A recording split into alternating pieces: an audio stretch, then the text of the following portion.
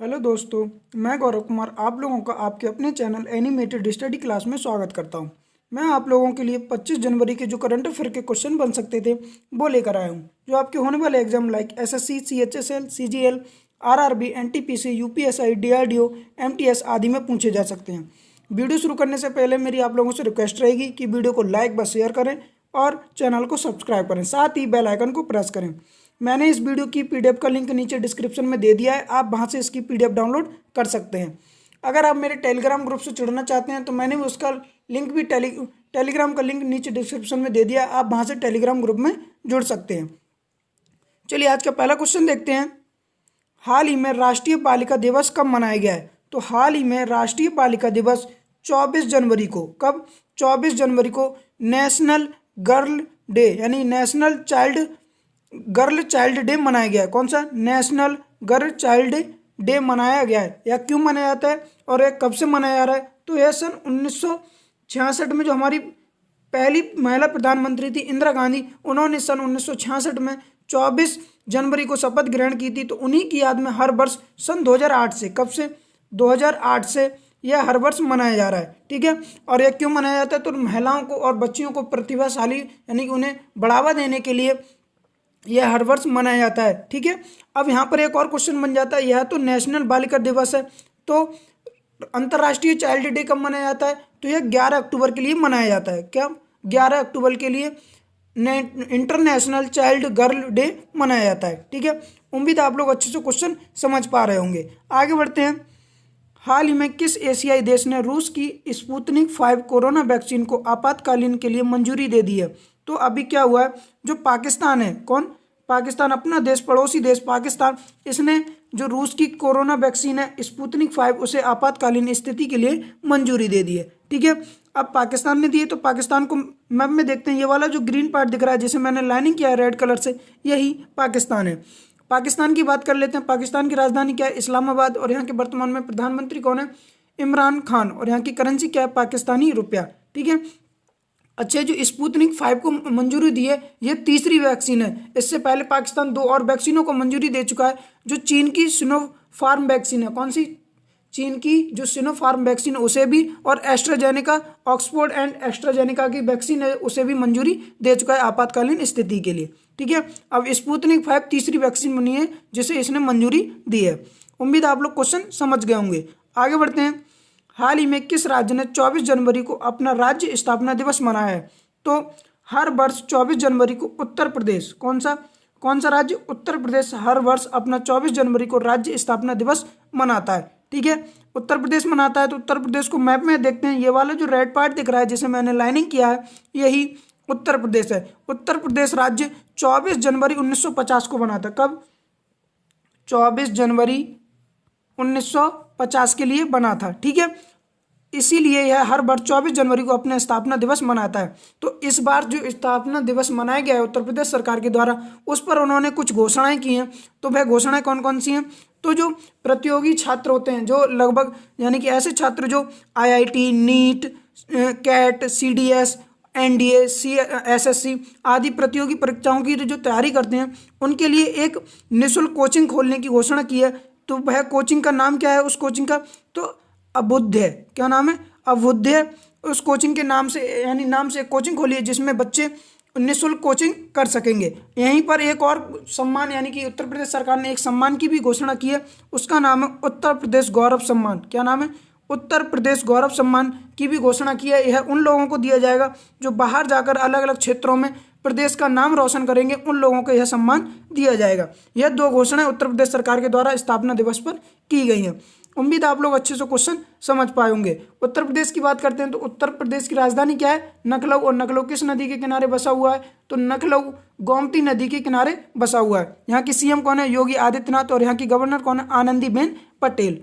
उम्मीद आप लोग क्वेश्चन समझ गए होंगे। आगे बढ़ते हैं।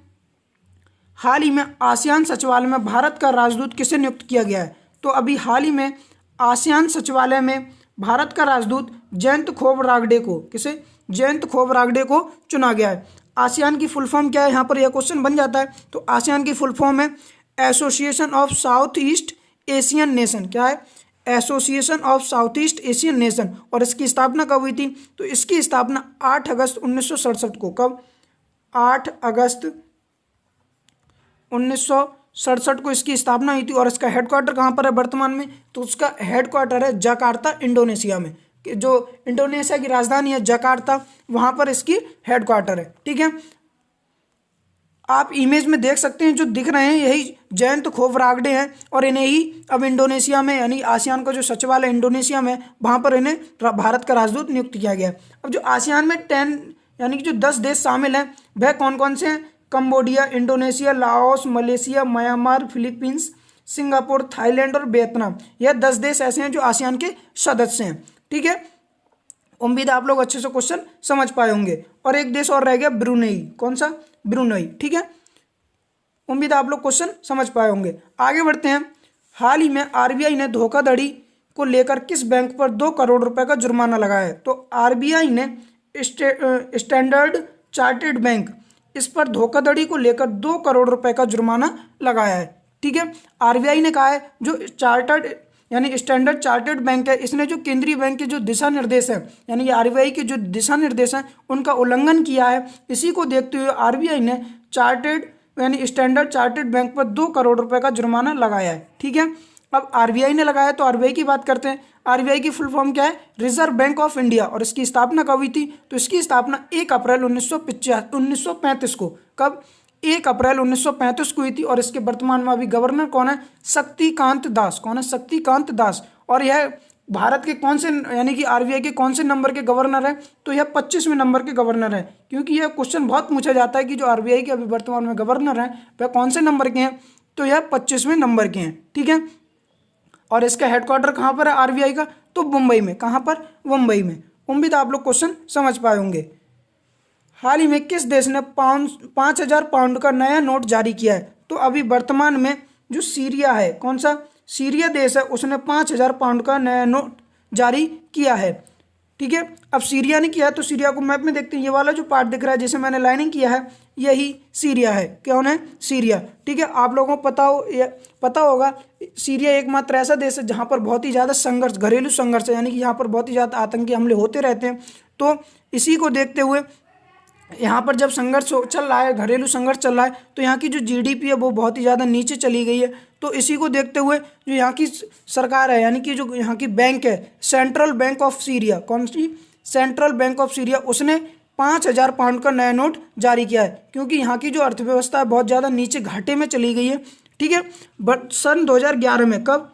सन 2011 में जो 47 सीरा यानी कि जो 47 लीरा, यानी कि इसकी अभी वर्तमान में पाउंड इसकी करेंसी है, बट कुछ समय पहले सन 2011 में लीरा इसकी करेंसी हुआ करती थी। ठीक है, जो पाउंड है उसे ही लीरा भी कहा जाता था पहले। ठीक है, अब 2011 में 47 लीरा में $1 बनता था, बट अब वर्तमान में जाकर करेंसी इसकी इतनी गिर गई है, यानी करेंसी की इसकी रेटिंग इतनी गिर गई कि अब 1250 रुपये, यानी कि जो 1250 लीरा मिलकर $1 बनता है। सन 2011 में कितने? 47 लीरा में $1 बनता था। अब इसकी जीडीपी इतनी गिर गई है, ठीक है, यानी कि इसकी करेंसी के भाव इतने गिर गए हैं कि अब 1250 लीरा में $1 जाके बनता है। ठीक है, उम्मीद आप लोग अच्छे से क्वेश्चन समझ पा रहे होंगे। अब 5,000 पाउंड का नया नोट जारी किया है किसने? सेंट्रल बैंक ऑफ सीरिया ने। ठीक, सेंट्रल बैंक ऑफ सीरिया ने। ठीक है, सीरिया की बात करते हैं। सीरिया की राजधानी क्या है?